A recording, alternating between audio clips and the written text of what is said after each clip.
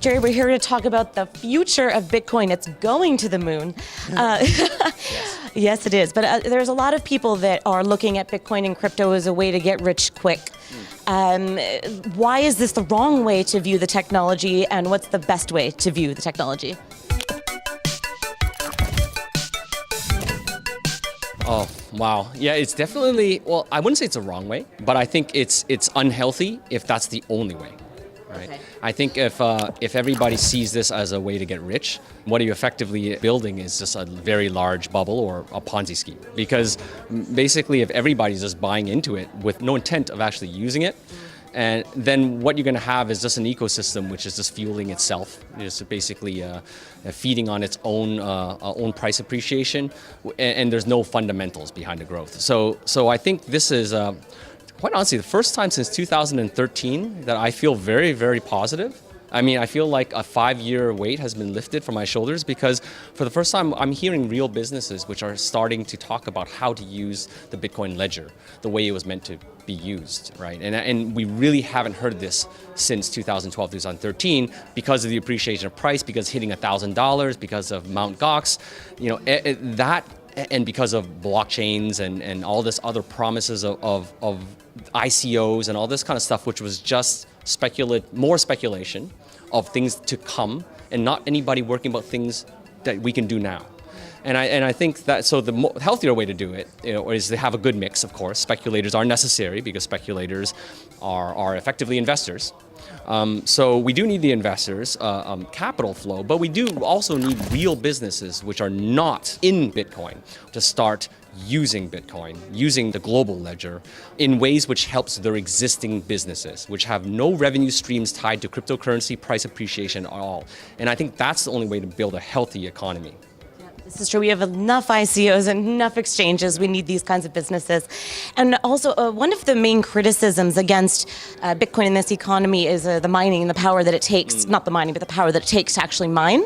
Can you actually draw a comparison between the power it takes to mine crypto and actually the power the banks are using right now with their branches and ATMs, et cetera? It's always in comparison to cities of the world, right? Like, Bitcoin is more than the entire Czech Republic, or, Ethereum is more than in Dublin, Ireland, or something like that. But I think that's very much the wrong way of comparing it, because we're not comparing it to, electricity use.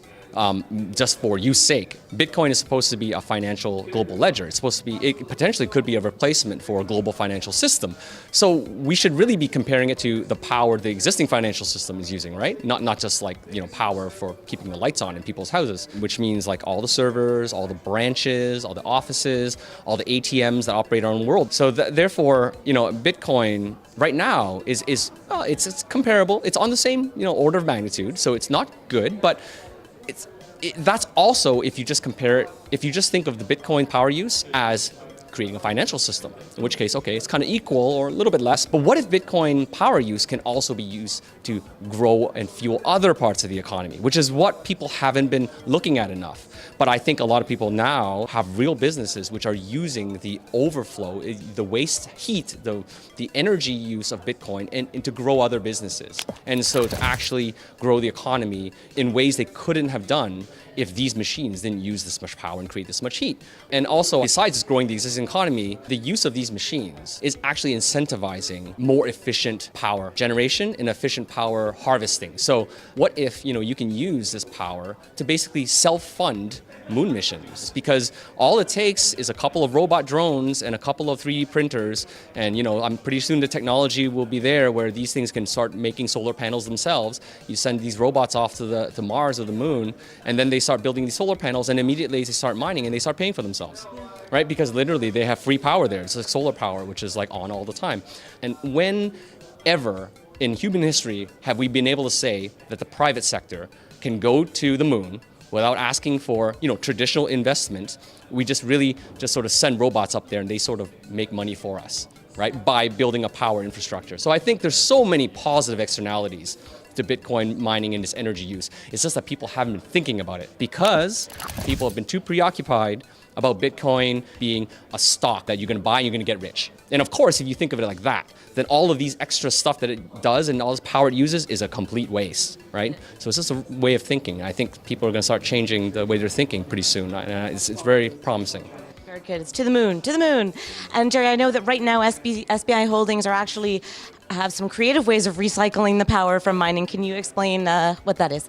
We're very committed to doing green mining because we don't want the negative carbon footprint. Oh, sorry, the carbon footprint. We like negative carbon footprint. We want to be negative carbon. So basically, we are focusing mostly on green energy. So hydropower, wind power, solar power, and I think one of the things which SBI in general as a group, one of the branches of the company has invested a bit in sort of using up the excess wind power, because sometimes wind is very it's obviously unpredictable thanks to weather, and so therefore sometimes you generate more power than can be consumed, and power is very expensive to store, so you can't, you have to buy batteries and everything, and you can't really store that much. So if they can just shunt this power to mining units when nobody else wants to buy the power, it's a very good way of helping power companies or green power companies or green power farms help balance their profit, right? Help balance their load, manage their load, which is very important for things in like wind power and solar power because it's just so unpredictable. So having an adjustable load that you can turn on and turn off opportunistically when it's profitable to turn them on or turn them off is very, very good. And I think it's a very positive step for just the power industry in general, the green power industry. So that's something that we're very, very excited to work on. Awesome. I love it. Lots of innovation at SBI Holdings. Jerry, thank you so much for joining me today. I appreciate it. Thank you very much.